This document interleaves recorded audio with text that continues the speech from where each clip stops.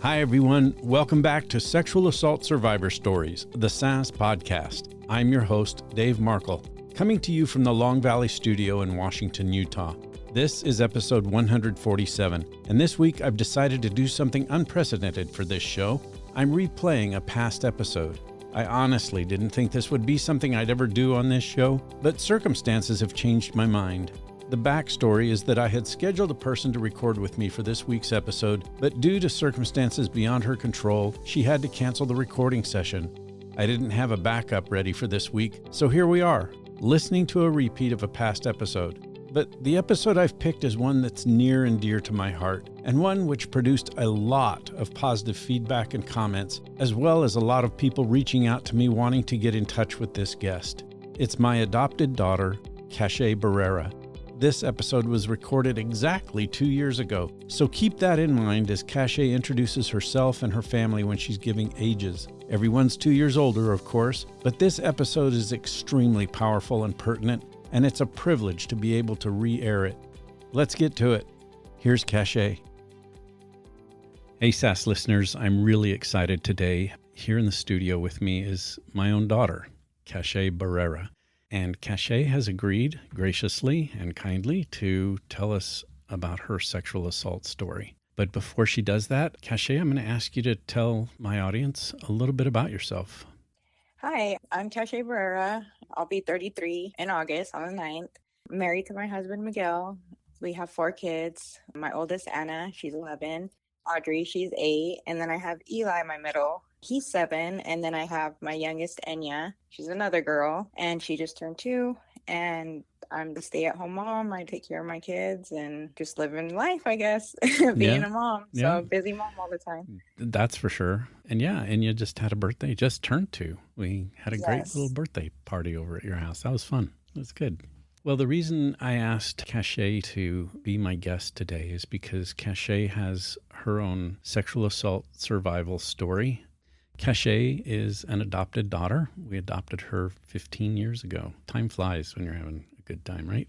Yeah. Prior to that, Cashaye was in the foster care system. Cashaye, what are you able to tell us about your sexual assault experience? Well, I was taken from my birth parents at around 8 years old, as I can remember, 8.5, and put into the foster care system. And I went through a few foster homes before I was put into the home that I was abused in.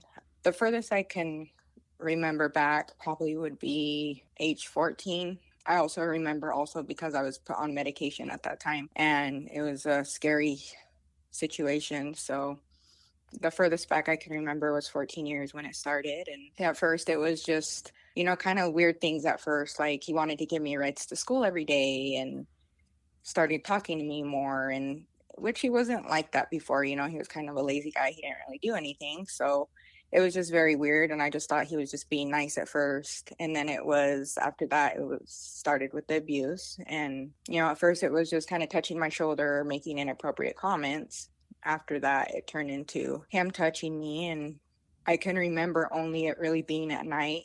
He would only come in at night when everyone was sleeping, and after I had taken my medication, which was a strong dose of Ambien that they had put me on. And so I believe he did it for that reason, because he had that advantage also that I was not fully awake and that I was on medication. So I wasn't there fully. I just remember him coming in and hearing the door every night and knowing that he was going to come lay next to me and that he was going to do the things he was going to do. And I just remember him touching me and breathing on my neck and kissing me and on my body, and just horrible things that a father shouldn't do to their kid.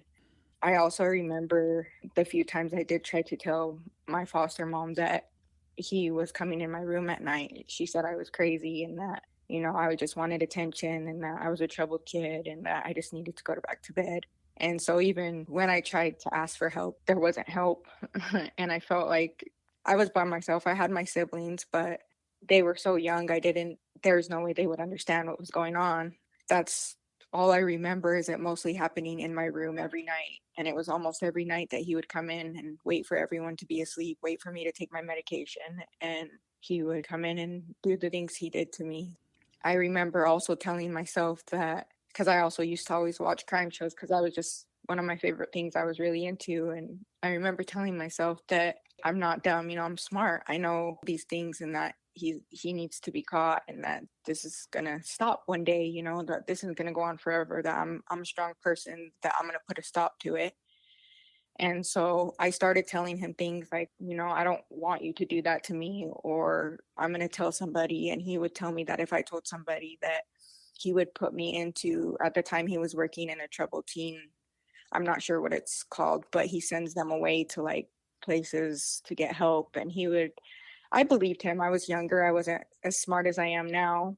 So I believed that that was going to happen to me, that I was going to get sent away, and that I would never see my brother and sister again. So that was scary. And I felt that that's why it took me longer to not tell someone, to not be able to reach out. But I just know that I said that I would never let it get to a point where it destroyed me. And I guess I knew that it was that time that I had to put a stop to it. And there was just one night that I don't know why I was stronger that night, or why I don't know still to this day why I was so strong that night to be able to, and brave enough to be able to call 911 and to tell them like I need help. That's the only person I knew to call, because I didn't know anyone else. I was in the foster care system, and I had a lot of emotional problems, and any kid does that comes from a bad home, but I just didn't have anywhere else. And the only thing I could think of was 911. They help. So Yeah. that's all I really remember, is just the abuse, and then it stopping, because there was just one time that I just was strong enough to be able to say something. I just wanted it to stop. Cashaye, as my daughter, I've told you this before, but I want to tell you now, as you're talking about this, how terribly sorry I am for the experiences that you had in that foster home with him doing what he did to you. You know how terrible I think that is, and my past experience in law enforcement, and how strongly I felt that something should happen to him as a result of his criminal activity. And we'll get to that in a minute. Cashaye, are you able to tell us what the result was of you calling 911 that night? At first, I couldn't even dial. At first, it was 9-1, and then and 9-1 ed. And so it took me a few times to be able to do it. But once I called, I didn't even really know what to say. I called and I said, hey, my name's Cashaye, and I'm being sexually abused. I'm in a foster home and I need help. And I also told them that, I guess to kind of backtrack, one of the nights that he had sexually abused me, he had gone into the bathroom afterwards, and I don't know, did whatever he did and came back into my room and laid back next to me again. And so that night that abuse had happened, he had gotten, I know, because when I had stood up, went to kind of like pull my short up a little bit, and I felt something wet on the back of it, and I was like, what is that? And I just knew that it was from him. And so I took my shorts off and I put them in a bag and tied them. And they were actually in my closet for a couple days before the night came where I had called the cops. When I was on the phone with them, I had also brought up, I said, I also have a bag that has shorts in it that I know has his DNA on it, or has something on it that is from the abuse. The officer asked me, is there any way you can leave your home? And I said yes. And I didn't tell them how, because I couldn't just leave through the front door because I would get in trouble. But I was just going to go through my window because I didn't care at that point. I just wanted to get out. So I just told him yes. And I grabbed the bag and I walked to them. They told me they would meet me at Pineview Middle School. And at the time I had lived right behind Pineview Middle School. So I just had to walk up out of my circle and up the street, and it was right there. And so they met me at Pineview Middle, and I remember walking up the street and just seeing them waiting for me. And I don't know, that was like probably the best thing to see, just because I knew I finally had help. So I just ran to their car and I gave them the bag and I told them what it was, and they told me to get in the car and they took me to the emergency room. And I remember going in there and they told me they were going to do an exam on me, and I was really scared because I was by myself and I didn't know what that meant. So it was just very scary. And so they did an exam on me and they got fluids off me and did what they could. And the next thing I remember was them telling me that there was a detective who wanted to talk to me. I just remember going into a room and I remember seeing a recorder sitting in the middle table, because I remember seeing that on my shows that I watched. So I sat down and I just waited for her to come in, and she came in and introduced herself, and she just told me that she was going to ask me a few things of what had happened and that I was going to be recorded. And so she asked me questions about the abuse, and it was frustrating because she kind of would tell me like, well, go back and say, well, I thought you said this and I thought you said that. And that became a big thing later on in my case of why he got away with what he did, is because some things I guess I said changed, or I left out little tiny bits that I didn't before. And so that was frustrating, because any kid who goes through something like that, and they come back and ask you over and over again. And it was not just that time I was interviewed. There was other times I was interviewed, and they just said through the interviews they had talked to me and interviewed me that there was a few times that my story had changed, or that there was something different I had said about a detail, or just it was frustrating. So and then I don't really remember much after that. I remember leaving there, but I don't remember much after that. Cashaye, you've just hit the nail on the head with why I do what I do, is because of that very thing, that law enforcement is so out of touch with the realities of trauma and being trauma informed and understanding the neuroscience of trauma on the brain and how it impacts people, especially young children who are scared. And I mean, adults are scared too. I'm not diminishing or taking away from that, but some of the situation that you've described is amplified by age and the fact that you had very little support. And a detective is asking you questions and circling back and saying things like, well, you said this before and you said that before, which is basically them calling into question your truthfulness and Yep. your Yeah. credibility and your memory. And well, if you changed your story, then that means that the story is inconsistent, and we can't do anything with inconsistent stories, when in reality, that's exactly what they should be expecting and anticipating and knowing that that's going to occur, because that's what trauma does to the brain. It makes the trauma itself very difficult to recall in absolute minute detail without leaving certain peripheral parts out, or parts of it that don't seem that important at the moment, but then when you start getting questioned, kind of emphasize certain things, it really changes the scope of how these investigations should really go if they're trauma informed. For that, I'm sorry for what happened to you too. We've talked about this a little bit before, but how this all washed out is not the best way it could have washed out. And as I understand it, in talking to you through these past years of being my daughter, nothing ever happened to this guy. Nope. Yeah. Nope. I remember that day also very clearly.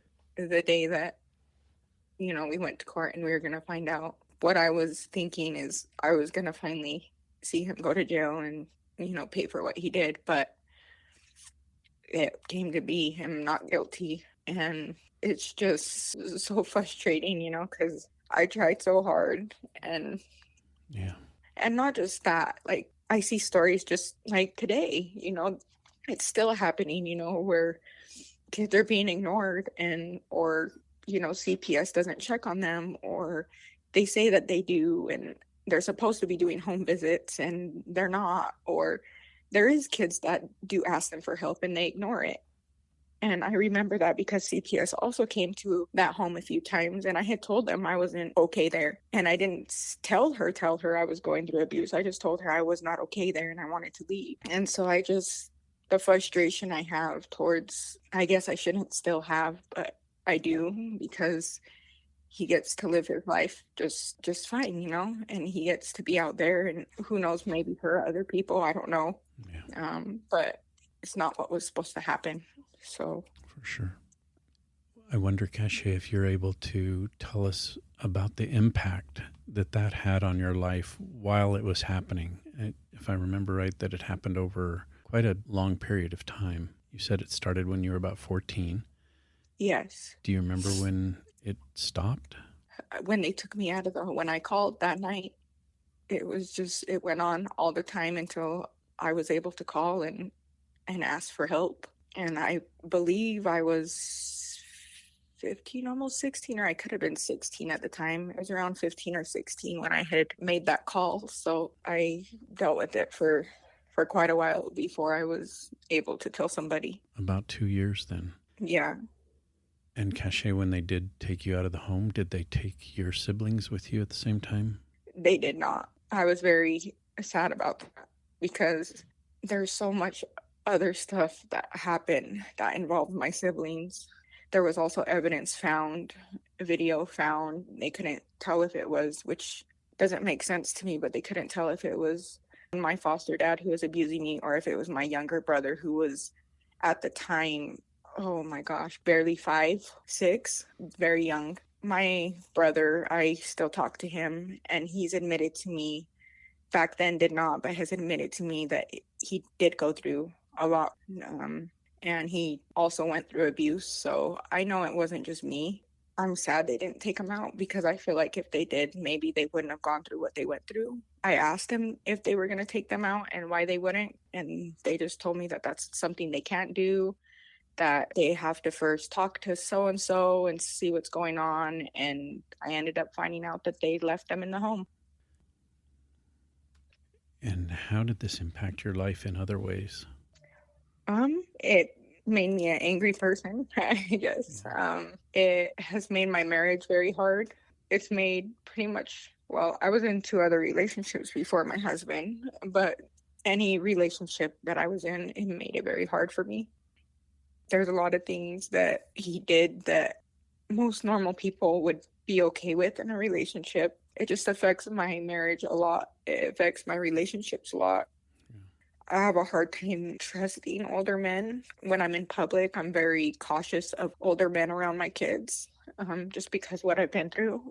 It's frustrating because I want to be able to feel like people are good people, but I guess it's just made me more cautious, made me more aware.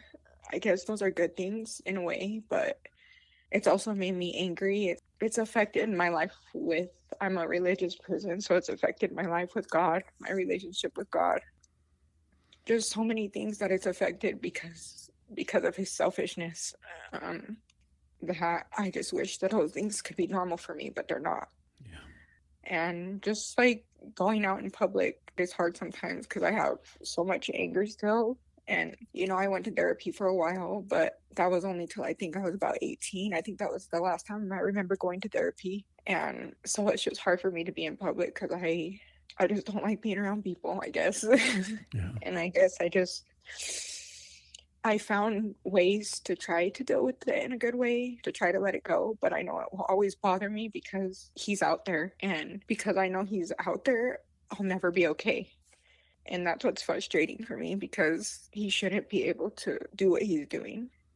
And so I guess it's just affected me in that way, just all aspects in a way, it's made it harder for me.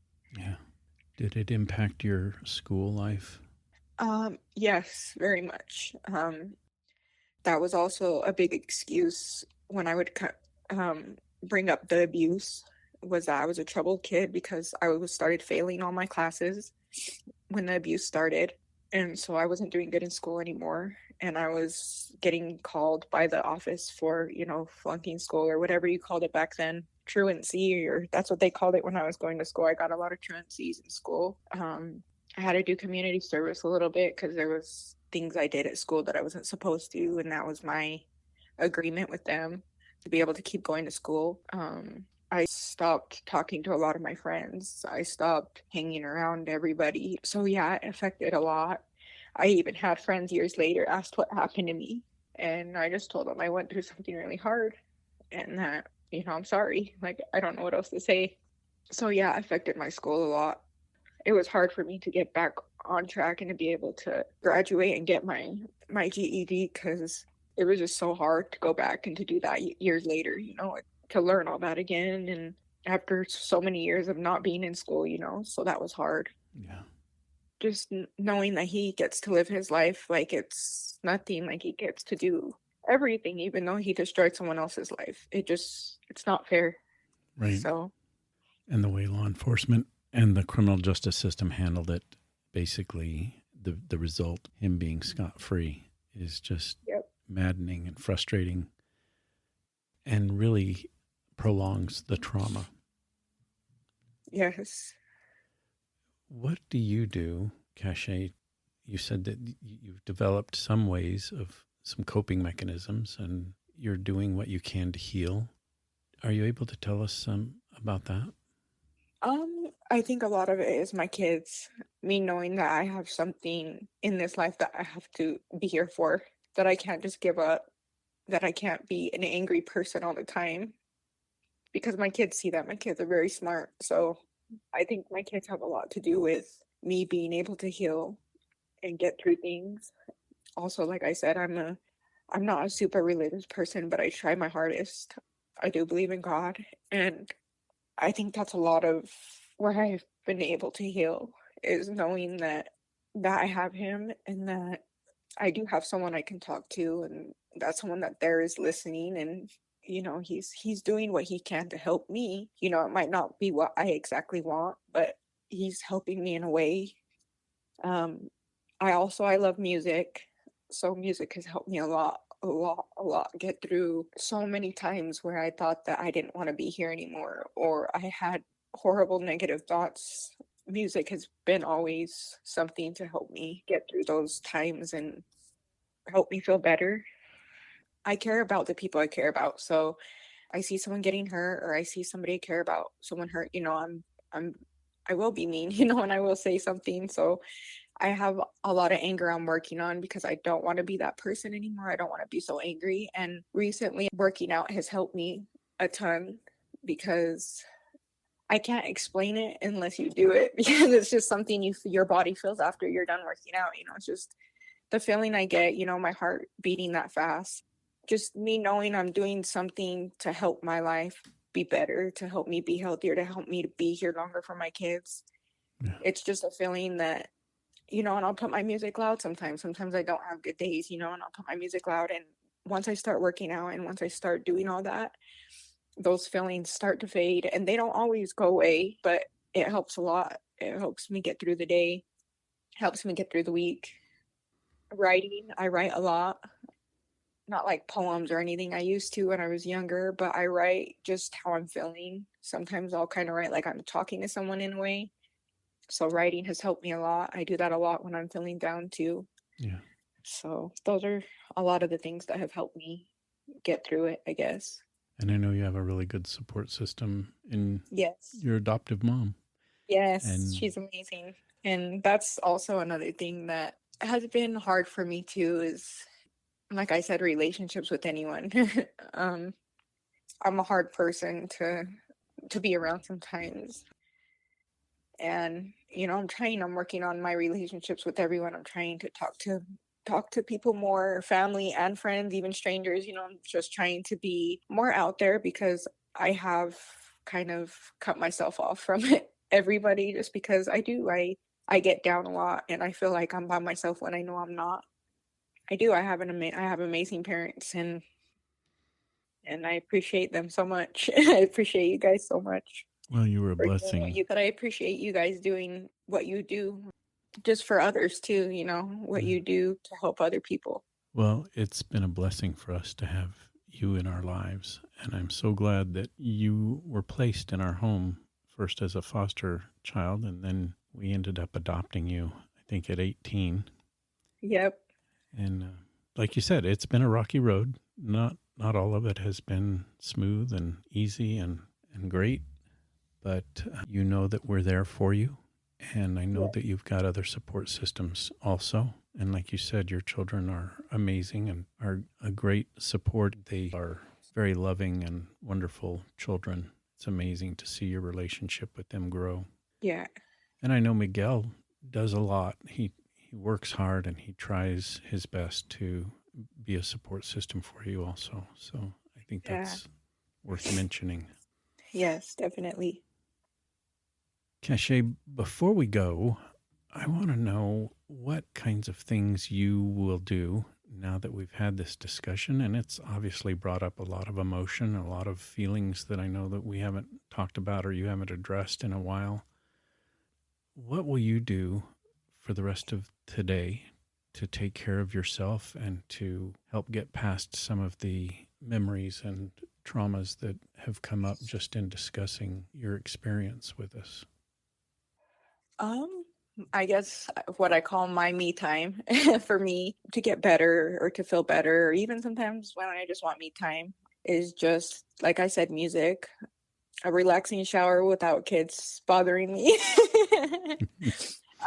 But usually I'll write, I'll listen to music. Like I said, my kids definitely always get me through the day, especially my youngest, because she's just so funny and she has the funniest personality, and it's just hard to be sad when she's around. So they definitely help a lot.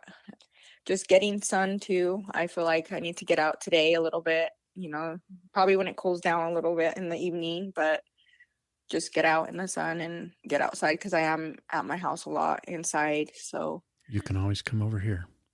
yes, go swimming. Maybe we'll come over and do some evening swimming today when it's not so hot outside. So I definitely will take care of myself. I know I have to for my kids, and something I've always told myself, because there was no justice for me, that I can't let him make me a miserable person, because that's just fuel to him. And I have to live the best life I can, because there's just nothing else I can do. That's the only choice. That's the best choice. I'm too much of a fighter. I'm a lover also, but I'm too much of a fighter to let somebody make me a miserable person because what they did to me. So I guess that's also another big thing for me, is not letting him win still. Yeah. So. Do you have a message, Cashaye, for others, teenagers, adults, anyone who find themselves in a similar situation that you're in or that you experienced? To always tell somebody. Everyone goes through something different, but to always tell somebody. Never wait. I know it's scary, especially when you don't have a lot of people, but just tell anyone, even a stranger, and to just always stay strong, because that's just what they want. That's what any, abuser or person who's just not a good person wants to do to somebody, is make them miserable. So just always stay strong. Don't let them knock you down no matter what. That's what they want. So to just stay strong, to always tell your story, to be proud that you told your story. Tell me how it does feel to have told your story. It feels good. It feels like a weight's been lifted in a way. Like you said, I haven't talked about it in quite a while, but to know that I'm talking to people that have gone through something like I have, or even worse, and maybe they're too scared, or maybe they haven't said anything, to know that I am able to speak. I just hope that they hear me and they know that I care, and I know what it feels like, and I know how bad it can make somebody feel like there's no hope, like there's just no reason to be here, but there is. Like, life's amazing, and it's just the horrible people that make it bad. Yeah. So, I just hope they hear me, and that know that to be strong and to always tell your story. I think you're amazing. And I think that what you've done here today for the SAS audience is really powerful and very helpful. And I can't thank you enough for being willing to tell your story and to share it in a true and honest and raw way. I know it was hard, but I also know that you had wanted to do this, or you wouldn't have done it. And I know it's going to help other listeners that hear your story, like you said, to be strong and maybe to reach out to someone and get the help they need, because their situation may be different. Maybe they'll be able to talk to someone who's trauma informed and knows the reality of this type of assault and can handle it in such a way that a perpetrator does meet their own justice. Yes. I'm encouraging you to keep seeking your justice too, and reaching out to your mom and me, and allowing us to help you in that continuing journey of healing, because we're here for you. Definitely. Yeah. Maybe we could check in again with you in the not too distant future and see how you're doing, and tell us how your healing journey is going. Yes, that would be wonderful. I would love to do that. Great. Okay. Thank you, Cashaye. All right. Thank you. We'll talk again. All right. Bye. That does it for another episode of Sexual Assault Survivor Stories, the SAS podcast. My love and deep thanks go out to my daughter, Cashaye, for recording this episode with me 2 years ago. To this day, Cashaye is proud of what she did in mustering up the strength to record her story, because it was and still is her desire to help others by sharing this story. So thank you again, Cashaye, and know that your story is still touching untold numbers of sexual assault and rape victims and survivors. For my listeners, my call to action for you this week is to share this episode with everyone in your circle of influence. And if you haven't already, please subscribe to this podcast on your favorite platform, give the show a 5-star rating, and become a follower of Sexual Assault Survivor Stories on Instagram. All of this helps to spread the message of bringing justice to victims and survivors of rape and sexual assault. Another great way to do this is to start by believing whenever you hear a victim of rape or sexual assault tell their story, because we all know someone whose life has been impacted by rape or sexual assault. Be sure to join me next week for another powerful episode of Sexual Assault Survivor Stories, the SAS Podcast. We'll see you next week.